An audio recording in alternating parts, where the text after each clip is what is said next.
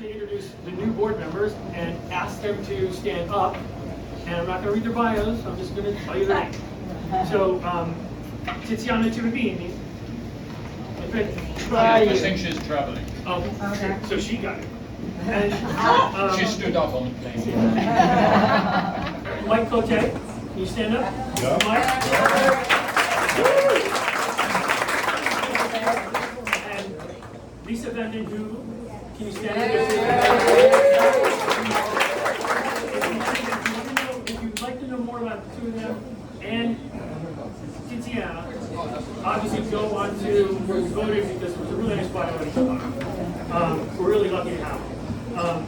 The officers for going forward are, I'd like you guys to stand, but it's me and Carmen. Where are you, Carmen? So Carmen's our treasurer. And then we, two of the board members have decided to take on higher responsibility roles. One of them is Katie. And the second is Elizabeth Cates, who's already standing. What I'd also like to do is we've just installed the new board members, there you go. But I'd also like all the current board members to stand up so we can introduce them and they can be properly recognized. Some of them are leaving, some of them are not. So if you all please rise.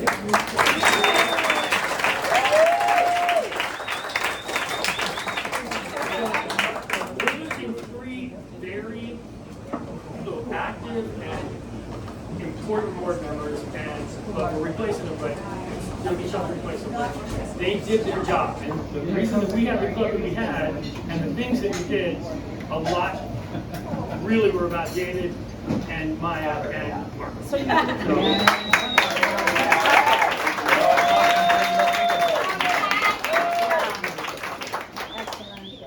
So a little bit of the highlights about what we did in 2022. Hopefully you were able to participate in them. If you weren't, maybe some of these you'll hear about them and you'll think, wow, I should have done that. If we do another one, you'll know. So I'll just tell you, the language classes, it's one of the big things that we do here. And if you've never done them, you should do them. You don't have to be fluent in Italian. You don't even have to know any Italian. But it's so much fun, and it's really one of the things that makes, it's one of the most popular things. It's also one of the biggest revenue generators that we have, because people did it all during COVID, and they did it in person before, and then in person afterwards. We have winter, spring, and fall classes. We have beginners, and intermediates, and the advanced class. The food and fun events that we've done, during this year, there was a ricotta workshop. We had a Scopino pool party, which I don't know if you got to go to, but it was quite fun. Yes. There was a wine bottling event, which was really an interesting situation, and hopefully people got to see some of that. The night at Capri, which was a wine tasting, that was a little bit different. That was much hands-on. The Pasta Amore was obviously what it says. I mean, it was, pasta is love in Italian. So, but we had some other things.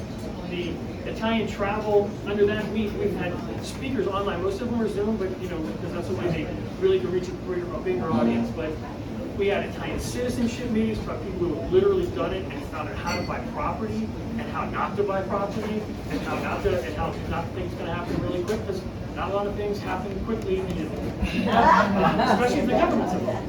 So, but also most recently, if you haven't had a chance to meet, there's been some travel planning Zoom meetings we've had have been incredibly good. I mean, there were Firenze, there was one about Piemonte and the Dolomite, and I mean, really good ones. And insight, and nobody's selling anything. And so it's really amazing how much info you can get.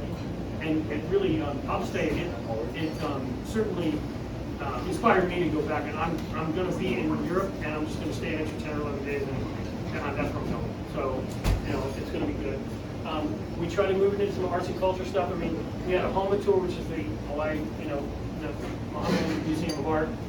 There was a tour by Nancy, who used to be a board member, and she went through and showed everybody some of the art pieces that Homa has, and the Italian artists that that created them. So it was great, and it was limited, but it was a wonderful thing. The cello performance, if you missed that, we do some stuff that's it's not all about food and wine. We try to really get it going on.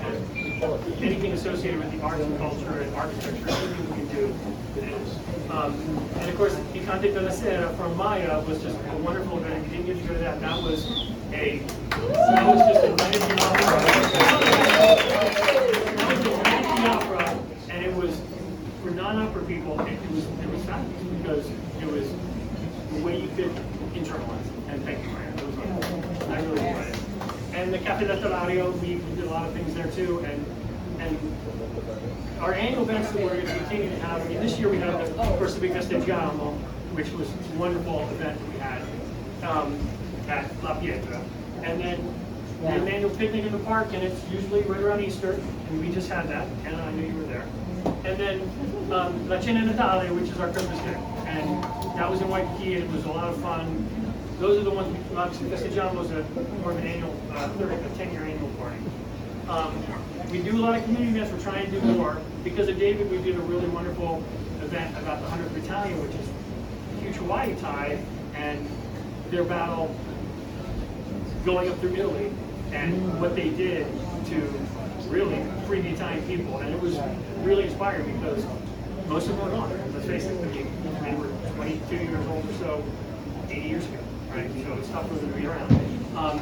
We've had volunteer days. We're going to try and do more of those, beach type things, cleanup, but also maybe not just cleanup, but also maybe when we're done, taking it down from there. Jim, can you speak louder, please? I will. Okay.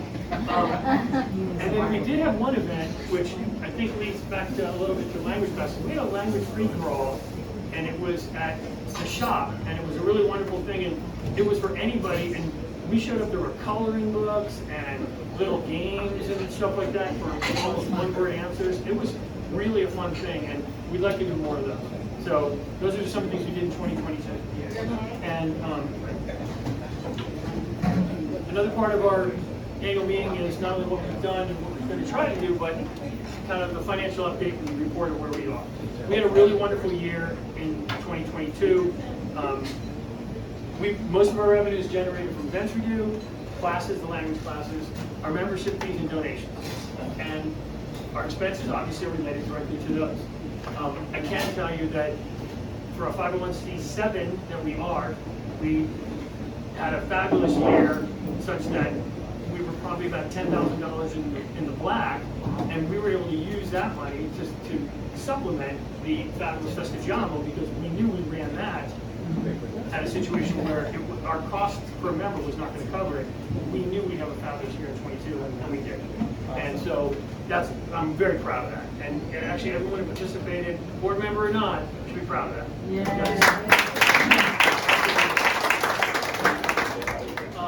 And then,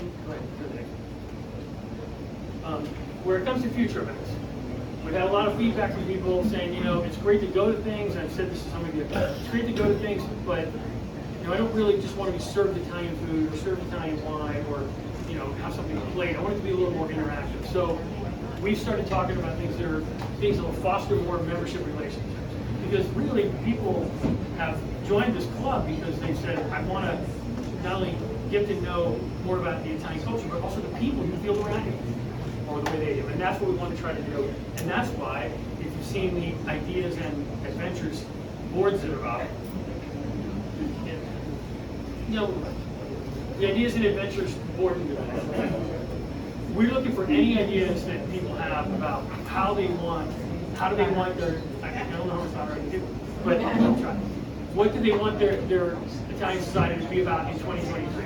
If you put an idea up there, I'm not going to call you and say you volunteered to do it. I can calculate that, and that's what we're going to do. It's really almost like a brainstorming session, and it's anonymous. But if you want to be involved in it, reach out and say, hey, I put this up there, I really think I can make this roll. Because the board members, one thing about us is we're really looking to do this stuff, and then we invite regular members who they jump in and they take the reins sometimes. So it's a lot of fun. So I really appreciate And we everybody welcome showing up. that.